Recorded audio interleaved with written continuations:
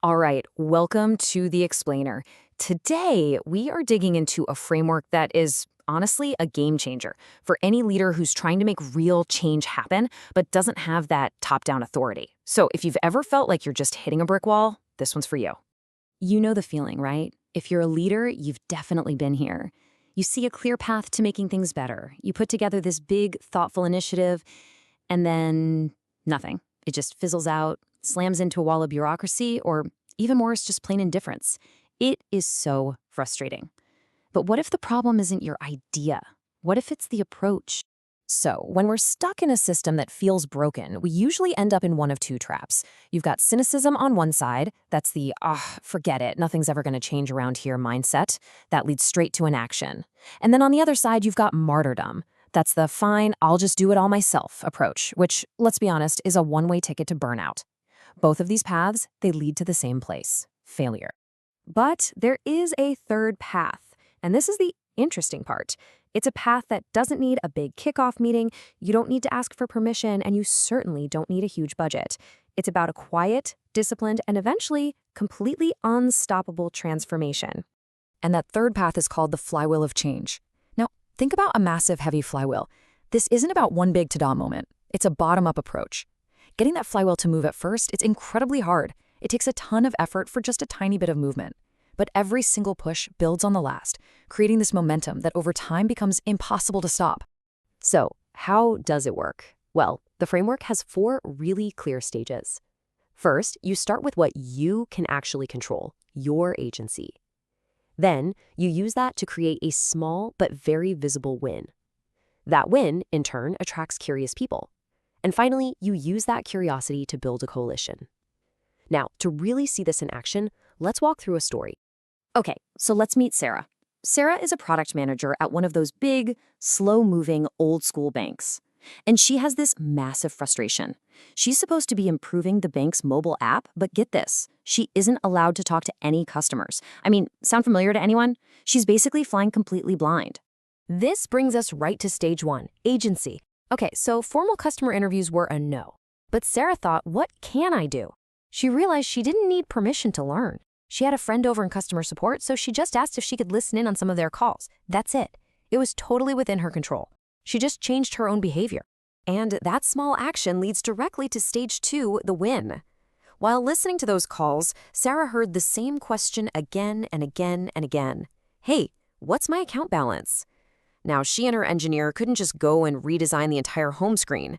So instead, they created a little hack.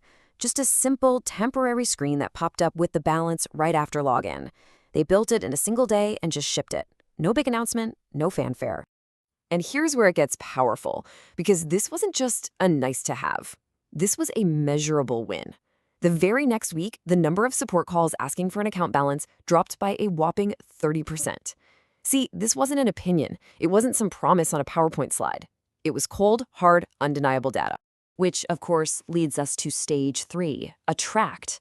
A 30% drop in call volume? Oh yeah, that gets noticed. The head of customer support actually called Sarah, and not to get her in trouble, but to ask, wait, how did you do that? Her tiny, measurable win acted like a magnet. It created inbound curiosity. She didn't have to go knocking on doors to sell her idea. The results did all the selling for her. And that's the perfect setup for stage 4, build a coalition. That support manager wasn't just curious, they were thrilled. They became Sarah's biggest advocate. So now the two of them went to senior leadership. And they weren't armed with a vague plan, they were armed with a result. That one simple chart showing the 30% drop in calls was all it took. It was enough to get an official budget and give Sarah's team real ownership. And just like that, the flywheel had made its first full powerful turn. So let's just quickly recap the whole thing. It all starts with agency, asking what can I control, and just changing your own behavior. That creates a measurable win, a pocket of excellence. The win then attracts others to you, you're showing not telling, and that attraction lets you build a coalition, where you can finally say, we can change the system. It's a really powerful journey from a single personal action to real systemic change. Okay, now a really important reality check. A flywheel is heavy. Those first few pushes are going to feel slow. You're going to put in a ton of effort for what seems like almost no movement. You have to remember that each push is building momentum. Patience is not just a virtue here, it's a requirement. And you've got to be ready for a major pitfall. It's called the corporate immune response. Just like your body attacks a foreign virus, the organization will often attack a new way of working as it starts to get traction.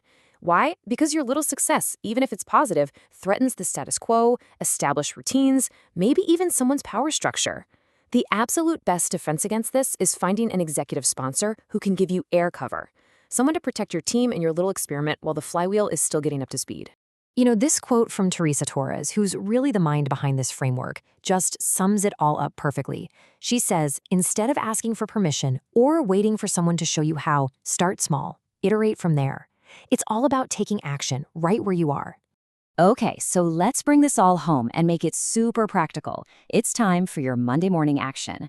The very first step to getting your own flywheel spinning is to figure out your circle of control. And here's the exercise. It's really simple. Grab a piece of paper and draw 2 circles, one inside the other.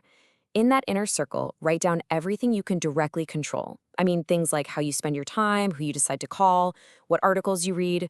Then, in the outer circle, list the things you can influence, but don't directly control, like maybe your team's roadmap. And then, here's the key. Forget about everything else for now. Your only job is to look at that inner circle, pick one thing, and decide to take action on it this week. Just one. Look, big systemic change doesn't have to come from a huge top-down mandate. It can start with you. It can start with one small, deliberate action that's completely inside your circle of control. So the question to leave you with is this. What is the first hard push of your change flywheel going to be?